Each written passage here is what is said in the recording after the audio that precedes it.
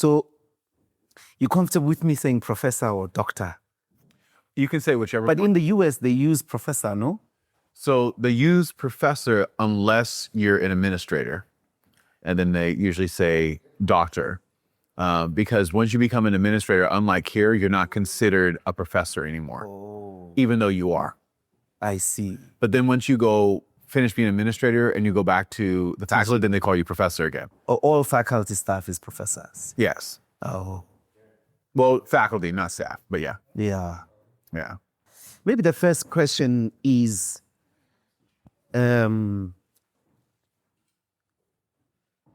Sacramento Yes. and California State University.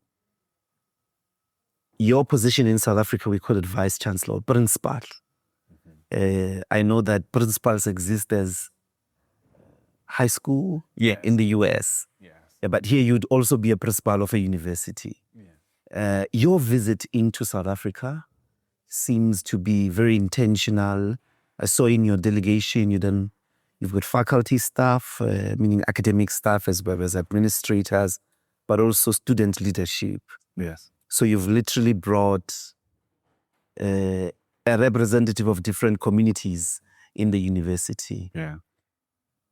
What's your mission? What's your visit about?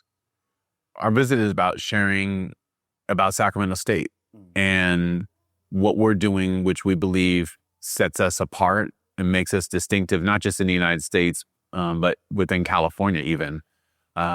We're prioritizing at our university serving as a safer haven for Black people from a Pan-African lens. So whether you're in Africa, United States, the Caribbean, we want to be the space that people feel that they can come to on the West Coast where they can be in an environment that's going to prioritize them. Our message here is really around, the importance of education. So obviously we'd love for people to explore Sacramento State, but we really want people to continue in their studies no matter where they are.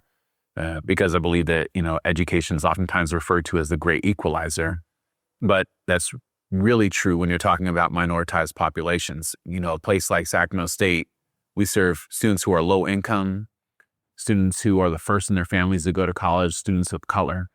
And we take pride in that. Like that's our identity. That's our DNA. That's literally the mission statement of our university. And there's not a lot of places in the Western US that can say that. In fact, there's, in terms of a university that has a designation for serving Black people, the United States is large, but the entire Western side of the country and the Midwestern, so one half of the country, there's not a single university that has a designation for serving Black students other than Sacramento State at the undergraduate level. So coming here, it's about telling folks about that. So that's, that's important, but it's also because, we are wanting to have partnerships with the universities here.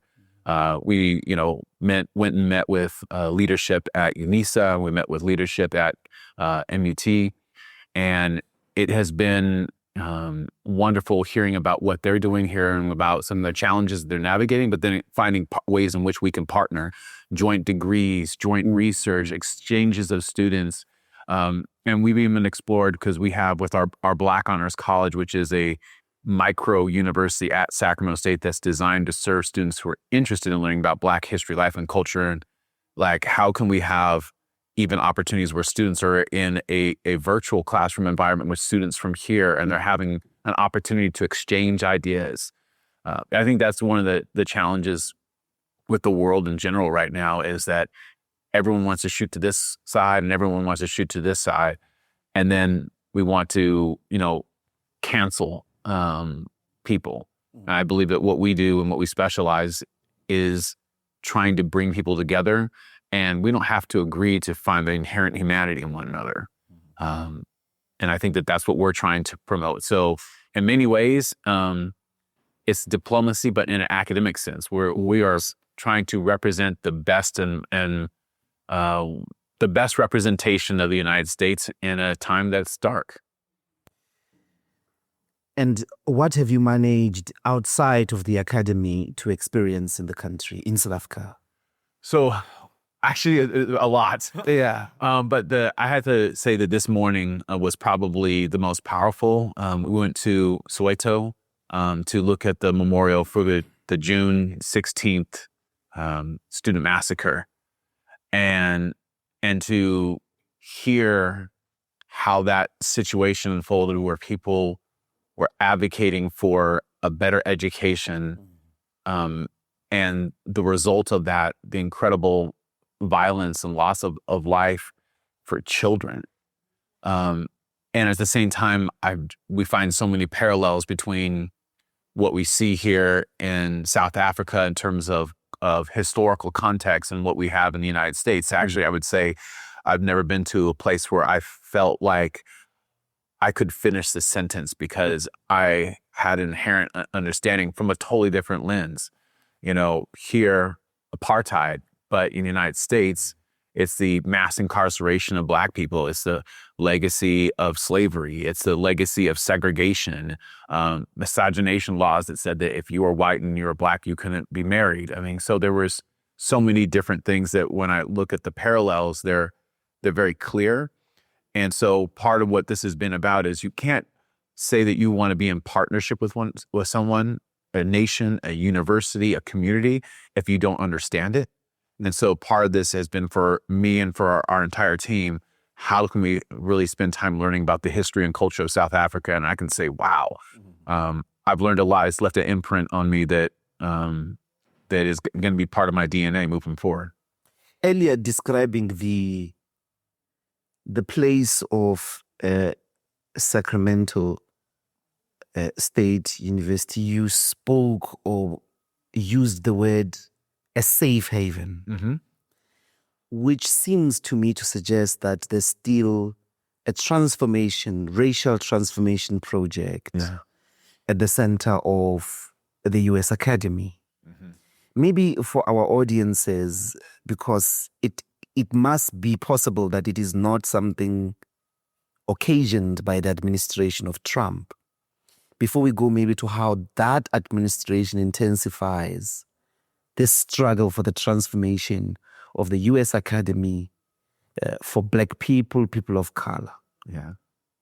Are you able to give it detail, the many ways in which you have had to, on the basis of which you have had to create a safe haven at your university for where Black people can, you said, feel to belong, that they can come and say, here I am safe, I am free to think, I can be Black and be intellectual? Yeah, so, the history of slavery and racism in the United States is one that I think is well known, and one in which continues to this day and is part of the culture. It's deeply embedded within the United States. So, there was a period of time where, Black learners and white learners in the United States were separated. And then during that time, and in terms of segregation, then there was the integration movement, where then you had students who were Black students who would then go and now attend white schools. You didn't see it go the other direction very often. And they went from being in environments where they were taught in Black schools by Black teachers. Now, certainly those schools were not well funded. Certainly they were not well resourced in any way, shape, or form, but they were at least environments of centering the Black experience and really of wanting to see students succeed. Integration led to a different history, which is one where Black students haven't always been treated well. And it begins even at the earliest levels of schooling, which is part of some of the research I do. School suspensions, for example, is a big part of what I've looked at, where you have a child who's in the classroom and they're removed from that classroom environment because, oftentimes because of racism. They're, kicked out of class, whether that's for a temporary period of time or they're sent home or they're even expelled. And that has been something that as a Black American that I've experienced personally. When I was a young child, I was in a school where in one grade I was suspended 42 times by the same teacher. And that 42 times. 42 times. My twin brother 24 times by the same teacher. And it was a very jarring experience. And it's also representative of what continues. You have what we call the school to prison pipeline. So mass incarceration of Black people is a pervasive pattern in the United States. But we talk about the school to prison pipeline because we believe that school serves as the site to socialize students to determine where their futures are. And I've oftentimes in my classes with students said that it can be marvelous how you can have two students in the same classroom with the same teacher, same desks, same walls, same chairs, and they can have two wildly different experiences, and it's oftentimes based upon their race. And here's one way in which that plays out. Let's say that you have 4 boys. Let's say they're in kindergarten, like earliest levels of school, and they're on the playground and they're playing. It's a time where they're not inside class for a few moments so they can get some of that energy out. And the boys are throwing rocks against the fence. Now, should they be throwing rocks against the fence? No. But is that age-appropriate behavior for a child in kindergarten? Of course, it's an opportunity for learning and for instruction. But that's not what we see that happens. What usually happens is that the one Black or a darker skinned boy who's in the group is pulled out and used as an example to the others of what not to be, how not to act, and how not to learn. And that pervasive pattern of being singled out as an example is one that we oftentimes see. So the 3 main patterns in the United States in terms of Black education that people experience is distrust. So you're assumed to be criminal, dangerous, deviant, up to no good. So subject to school suspensions. So that could be expelled from school, mass incarceration. Disdain is looking at the culture and communities that Black people come from and seeing them as lesser than. And we hear it a lot through what we call like the base statements, where educators talk about students, they're lazy, they don't care, they're not really here for school. And then disregard, where we disregard the inherent intelligence of Black people. We assume that if a child is Black, that they must somehow not be as intelligent as others.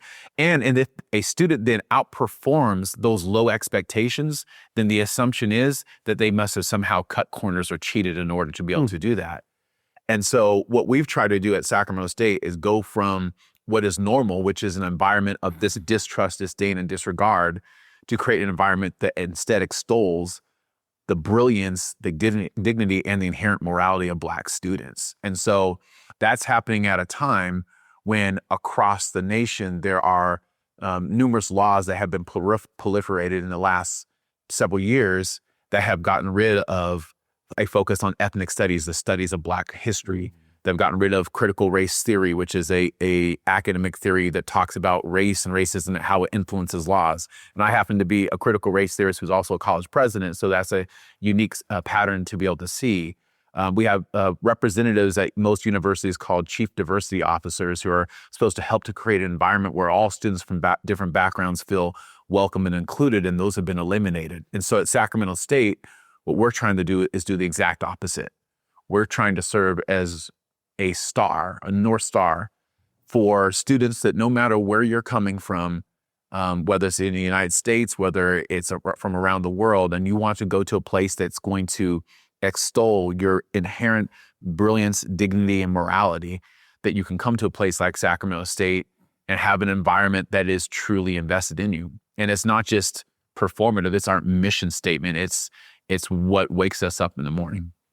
What does the U.S. establishment have against ideas? 'Cause what you've just described is ideas, and these don't sound like dangerous ideas. They don't sound like people gathering and saying they want to study the history of Haiti, or they want to think about Black bodies and the ways in which in racist communities they are inconvenient in the ways they occupy space. Just the Black body being in the room, for racist, it sets off all kinds of nervous conditions. Yeah. But also why would the establishment in the 21st century be against Black ideas or ideas about Black lives, ideas about African lives in the 21st century? Well, I think it's because we've never really wrestled with our past. We've moved forward, but if you move forward without true context as to how things really occurred, it's very easy to forget. I would say that in our nation right now, there's certainly a battle of ideas that's happening. There are certain people who believe that diversity and inclusion is a weakness. There are people like me who believe that diversity and inclusion is a strength. I don't perceive that the whole nation is on one side or the other. I actually think that we're wrestling with this right now. And, California tends to be a place that is really focused on diversity and inclusion because we're a diverse state. Just take Sacramento State. Like, we have 37% of our students are Latinx, meaning their families hail from Mexico. 22% of them are Asian or Pacific Islander. We have the largest population of Black students in the state of California, one of the largest populations of Native American students. And so how we approach things is different than how it might be in other contexts within the United States. But I definitely think that that there's challenges right now that are very hard. But in some ways, for a university, I actually think that 99% of what might be occurring right now may be bad, but here's the 1% that might be good. Before maybe the last couple of years, you would see every single university say we embrace diversity and inclusion. You'd see every university who would put on the front of their websites pictures of Black students and on their brochures pictures of Black students, and would tout their commitment to Black people and then do nothing. And now what you're seeing is those institutions aren't doing that anymore. And so what it's created is an opportunity for, if you're a Black learner, to actually be able to see, this is a university here that supports me, this is one that doesn't, and it separates the wheat from the chaff. And it allows those institutions that are trying to do the right things to be able to serve as beacons of light in a time where there's incredible darkness in terms of policies and practices and leadership broadly defined. I do want to come back to some of the programs you have designed in the university in a much more detailed way to try and create a different experience. Yeah. But let's go back to the assault on critical Black ideas in the US. It sounds like a dictatorship. You hear of just recently in Tanzania, there's been a national election and they close or shut down the internet so that there is no free circulation of ideas. You hear this about the Chinese, they will ban certain sites, or some other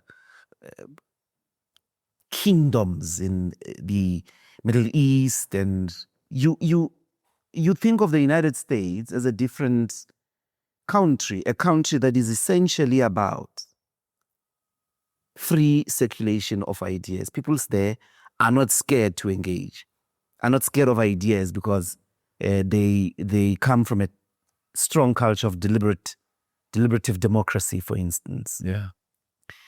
And my question is, we saw huge movements of Black Lives Matter Yes. prior to this assault on ideas, Yeah.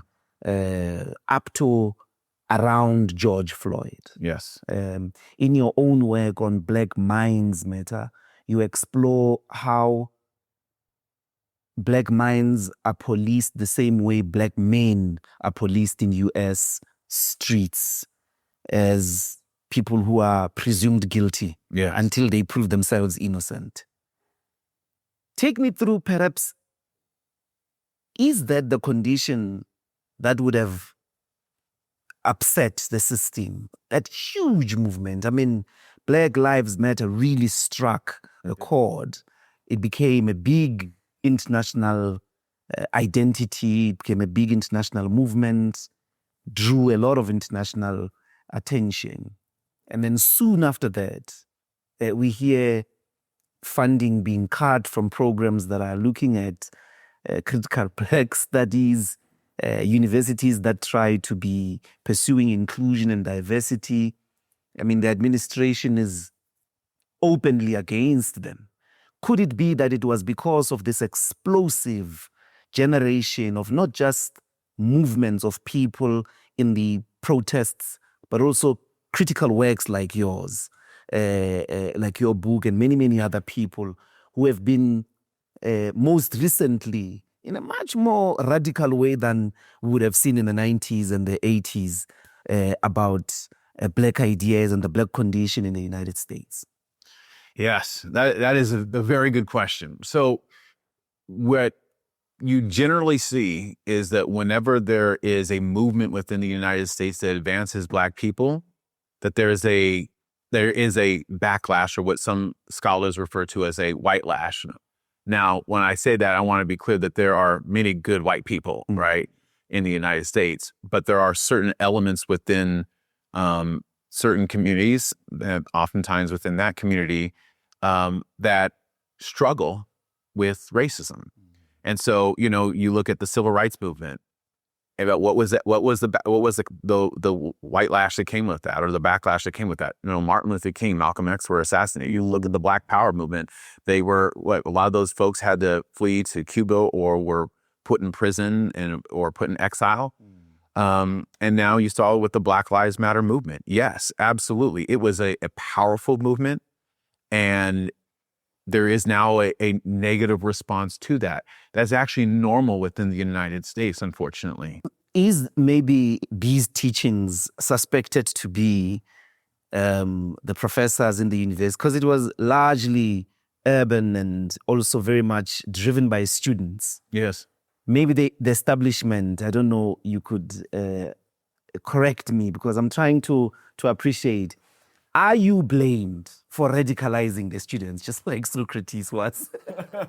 Because, I mean, if I was at Sacramento State, I could have been engaging and being conversed around these ideas. It would have been very easy, Black, white, Latino, or Native American, to have said, in fact, I think this is correct. And then look at my society and realize I'm not included. I'm certainly treated differently, and then join Black Lives Matter or initiate Black Lives Matter. Could it be that critical Black theory, critical Black studies is blamed for the explosion of Black Lives Matter, so it must be shut down? I think that you perfectly stated what occurred, just right there. Because just remember, the Bible says the truth will set you free. So what do you do if people are trying to emancipate themselves? You strike at truth, right? You strike at the history, and you try to reframe history as being different than it was. You strike at ideas that point out problems in society, and you try to first attack the ideas and also then attack the minds who are creating them. And that's why I appreciate your linkage between understanding the relationship between the Black Lives Movement and also the response to it, because I think that this had a direct impact. And yes, the universities have always served as a site for student-led activism. I mean, that's how I became who I am today. I was this young student activist, and I saw the university that I'm now president of, and I said to myself, it's not doing what it needs to do for the people. And I didn't want to become a university president because I wanted the title. I wanted to become a university president because I wanted to create an environment where Black people were treated with dignity. And it wasn't something that was always occurring. And so certainly there's this ebb and flow to the culture within the United States, but the universities has always served as a site for truth-telling. And if there's a conversation on truth, that's always a conversation that's also going to have some critical elements to it. And so, yes, many universities, you see student activism, and I love student activism personally. When we have students on our campus who protest, I oftentimes will go in and join them. Sometimes they're protesting me. I'll still go and join them because I think it's important for them to know that you don't have to agree with the policy that we put in place, with the practice that we've done. And in fact, you standing up and saying that you don't, I see that as something worthy of honor and respect. But I also think that there are those who are fearful of that response. I want to take three things then about universities. And I think this is certainly the case in some of South Africa's institutions that are trying very hard to keep at white privilege as spaces of white privileged kids. Yes. One is oftentimes tuition fees serve as a big stumbling block to inclusivity. Yes. If you could take us through what you are doing to circumvent that. Yeah. Because it doesn't matter how brilliant I am. If I don't have money, I can't enter Sacramento State. And I think that's certainly the case for many of the people of color in the United States. Yeah. Black people as well, or African Americans. Yeah. But certainly majority of people of color, because of the setup in the US, it's not quite a land of opportunity for them. Mm-hmm.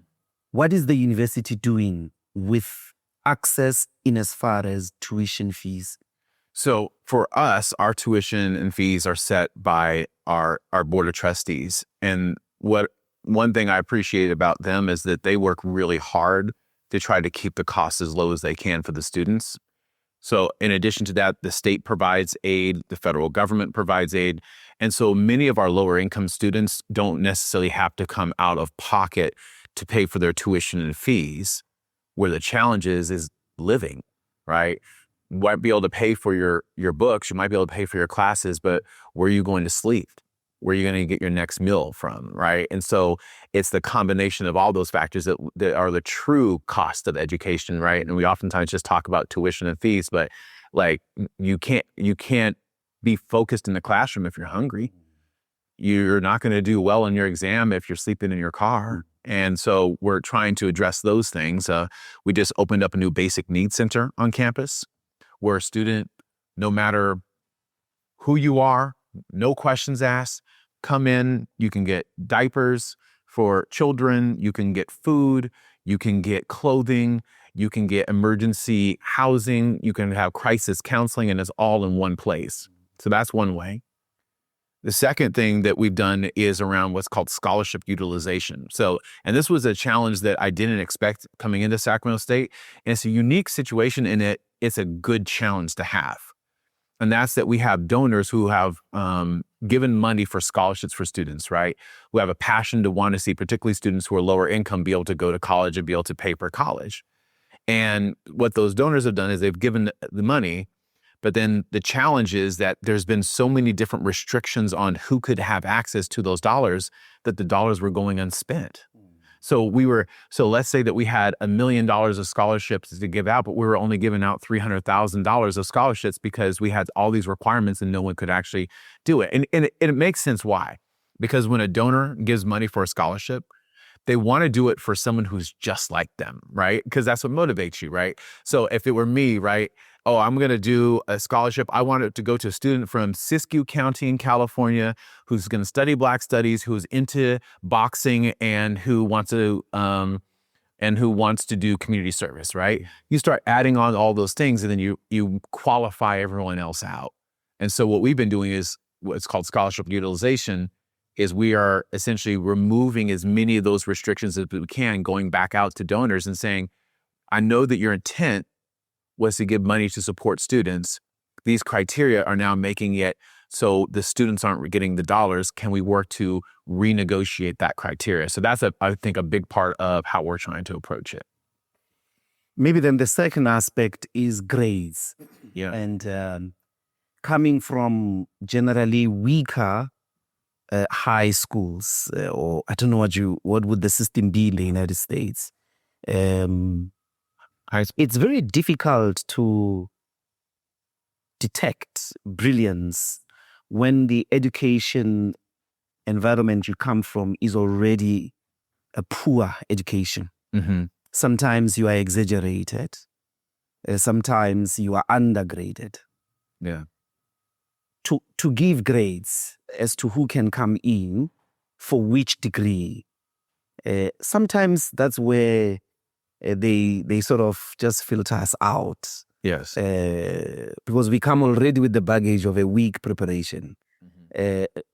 Having come from schools that are not properly resourced, teachers are not properly paid, so we get generally the lower rank, but also just the conditions of learning. If it's a neighborhood that is very, very violent, gangsters, lots of crime, and generally unstable, it affects learning.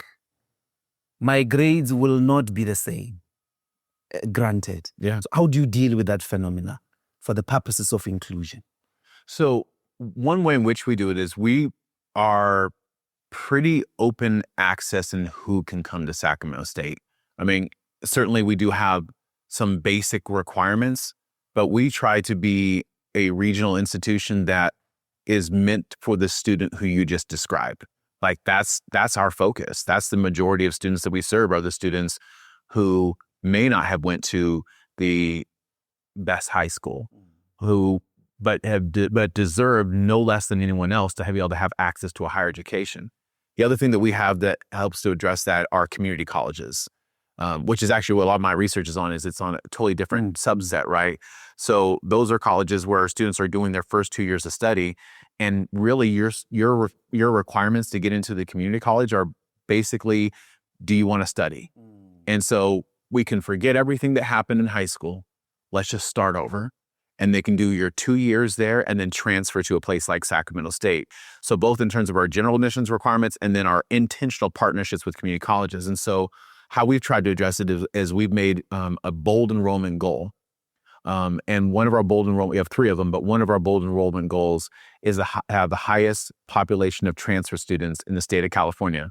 And that's about 2 things. It's access for the students that you just described, but then also recognizing that when you think about a student who's more likely to be exposed to a lower quality of education, they're students who are oftentimes Black, Native American, and Latino.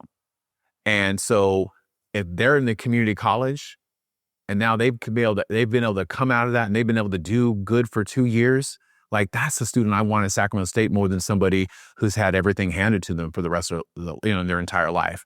And that when I think about our students tend to be the ones who are gritty.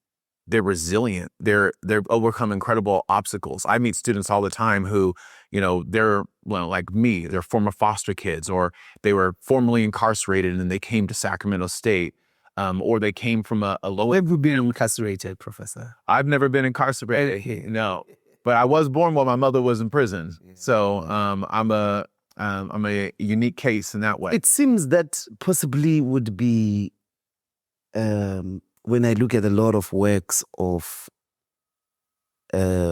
African-American scholars about incarceration essentially having replaced slavery in the US, that in every family there's somebody in prison or was in prison. Yes. Mother, brother, uncle. Yeah. But you are always growing up with a convicted criminal. Yeah.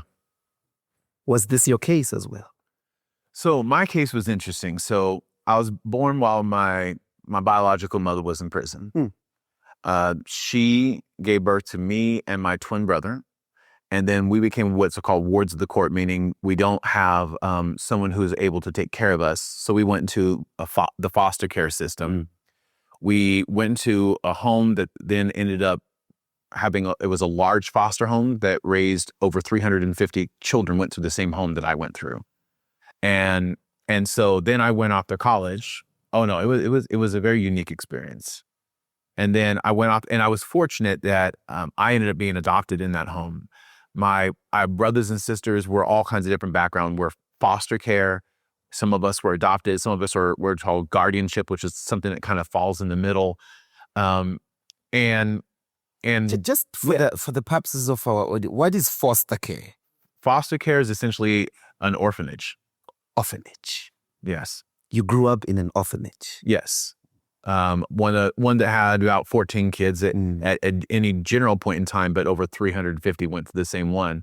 But what separates it out from an orphanage is oftentimes the orphanage is sponsored by like a religious organization. And so is an establishment. Whereas in foster care, it's individual families who say, I want to do this for other people.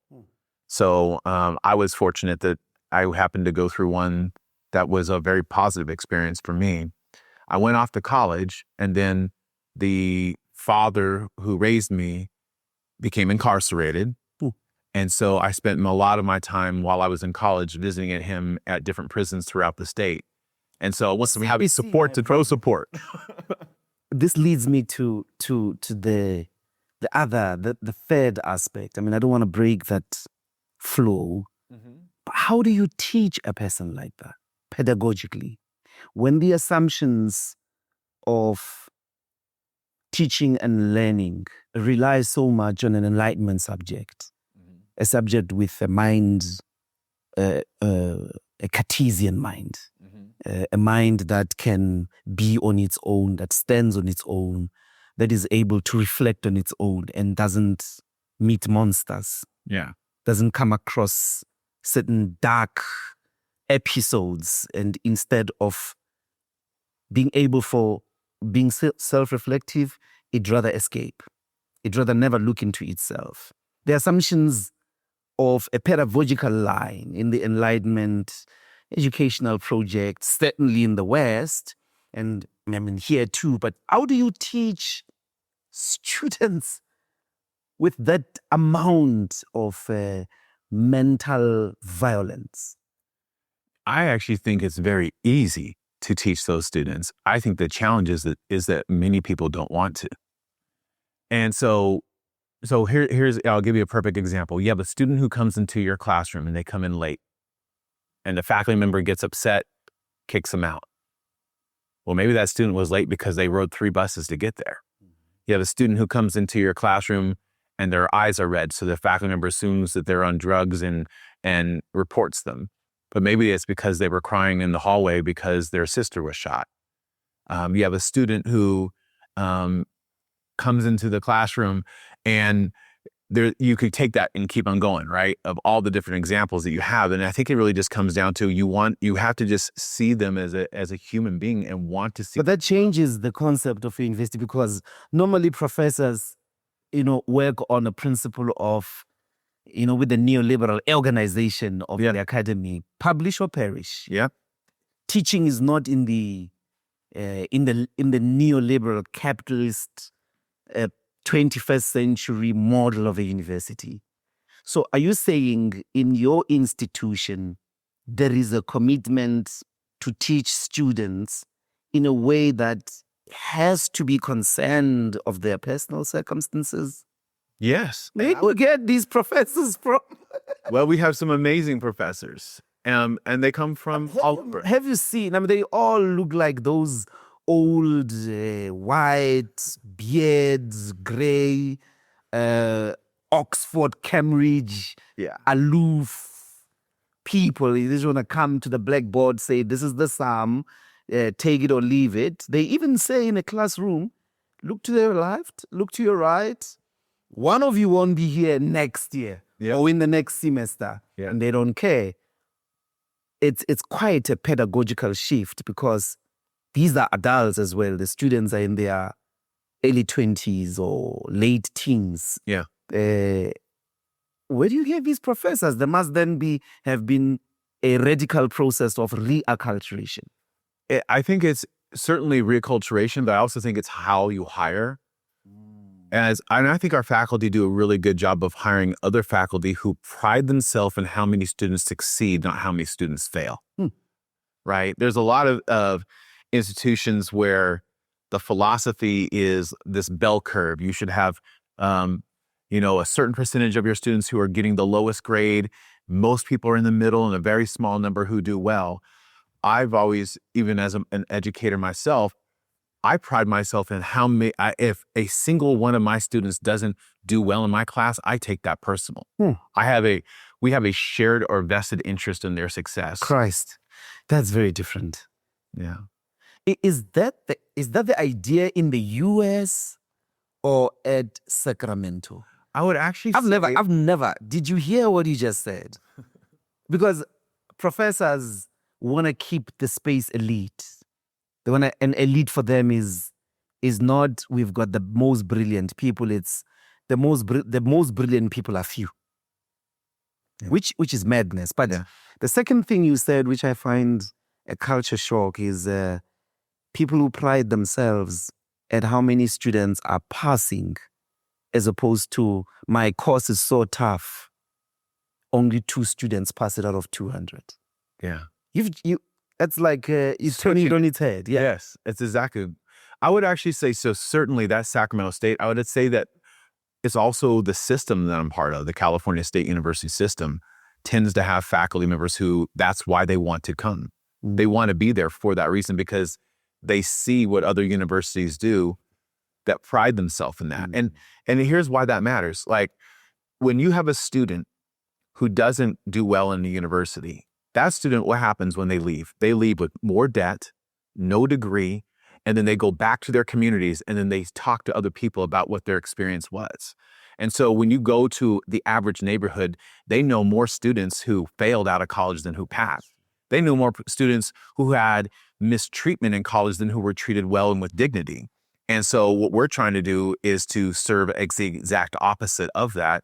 And that's why students tend to want to come to a place like Sacramento State, where they're not going to be treated like a number on a sheet, but they're going to be seen as a person, as a community, and as a future.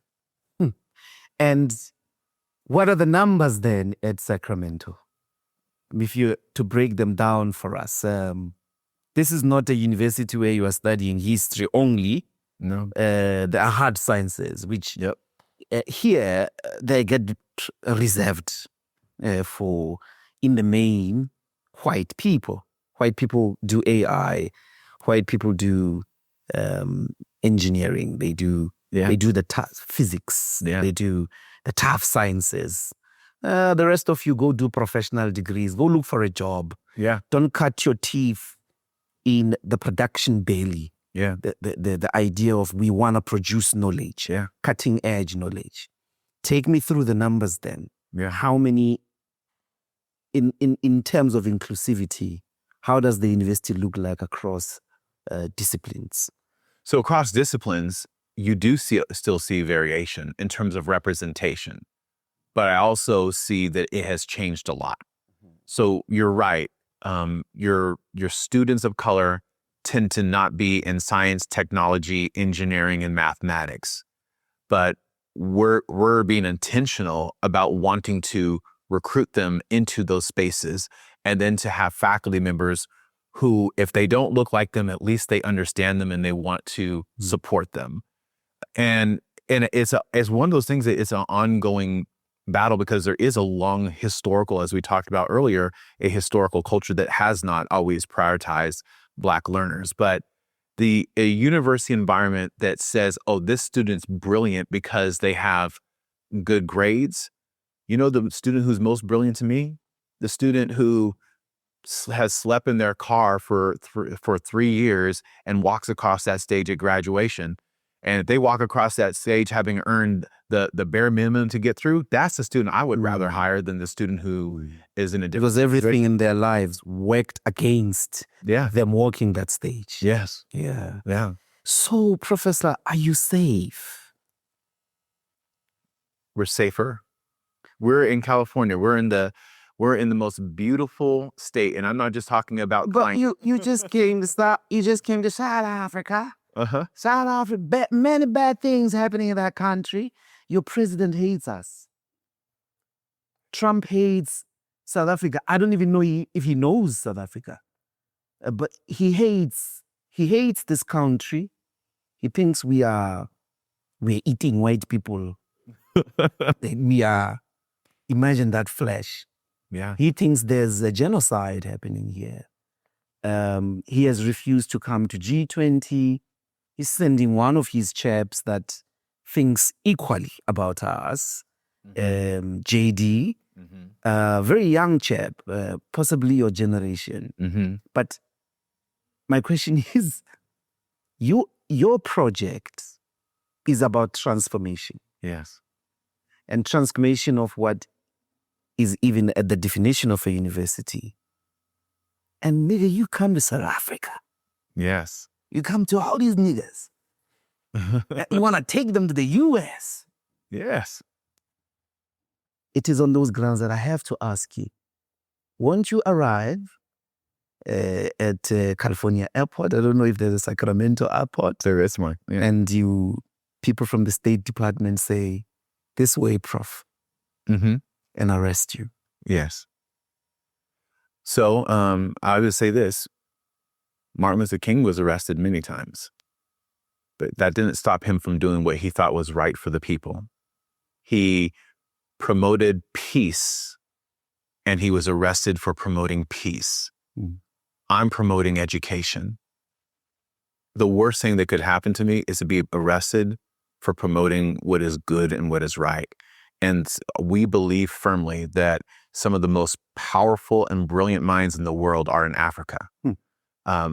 And of course, I'm biased when I say that. My wife, her family is from Africa. Or the dean of our Black Honors College is specifically from South Africa. We have focused on Pan-Africanism. Students who are in California, United States, around the world, the Caribbean, and wanting to be a place that those students can come to. And yes, there's certainly at times a sense of fear of how things will manifest, but we also follow and have continued to follow all of the laws that are established. We have followed every single federal law. We have followed every single state law. We have a law that says that we cannot discriminate. We do not discriminate. A student doesn't succeed at Sacramento State because they're Black. We just don't stop them from succeeding because they're Black. That's the difference. And, there's with all the things that are happening in our country right now, there's certainly a challenges that we're navigating right now. But who would I be when my community comes from a line of people who began their experience in the United States in enslavement to say we shouldn't fight for and advocate for what is right? And what is right is to provide people with education that allows them to transform their lives, transform their communities, and to be able to pass that on to the next generation. Education is power. That's why it's so politicized, right? That's why the experiences that have happened here. That's why education has served as a site for liberation, because it can have that power. It can either liberate you or it can subjugate you. And it can teach you that you're lesser than, or it can empower you to change the world. And so I choose truth. I choose what is good. I choose what is moral. I choose what I believe God would want, and that is to ensure that students are treated in an environment with hope and dignity. I wonder, maybe as the last question, if I could take you back to politics, and what would your advice be to the South African diplomatic community with the souring diplomatic relations, which will definitely affect the cultural exchange that is deserved by academics in the world? Because science is science. It actually, quite frankly, has no color. It has no place. It cannot be, an idea cannot be bound. Hence, it's called university. Yes. It's because its premise, it's a universal idea. Certainly, the souring relations between two countries on the basis of a lie might get worse and frustrate precisely these efforts that you are busy with. You said you are on a diplomatic mission, but in the name of education. Yes. What if I'm Minister of Foreign Affairs, or I'm at the forefront of championing South Africa-US relations? What would your advice be? What do I do to deal with Mr. Trump, who seems to not be very, very friendly with facts? Well, whether it's the current administration or different or even within this current administration, what we have focused on is, again, doing what's right. And certainly, he has been elected. He is in power, and we will adhere to all the policies that they have set forth, and we have done that. I would say to the people who are here is, hopefully you've seen us, and you've seen that the United States is very diverse, and the United States has people who love South Africa, who believe in South Africa, who are rooting for the people here. And just remember that behind every idea that goes this direction, there are many people who are on the other side. It's the word university. That is the beauty of the diversity of a university environment. And so I'll say this: I have students who are Republicans, conservatives. I have students who are Democrats, who are liberals. I have students who are everywhere in between. Who are socialists as well. I saw Socialists. The new mayor of New York is a socialist. Yes. Yeah. But you know what? I believe that my job is not to tell them what to believe. My job is to create an environment where they can come to what they believe by exchanging ideas in a safe place. And so, again, I would just say to the people of South Africa, just know that there's people like me, and there's many, many more who love the South African people and who believe that you all have given the world some of the most important things ever. You know, we in our classrooms, we teach about Nelson Mandela in our classrooms, right? We teach about the Zulu people in our classrooms, right? I mean, I was fortunate. That was a part of my educational experience, is learning about South Africa. I always wanted to be here. So just remember that behind, again, everyone who goes this way, there are others who perceive things differently.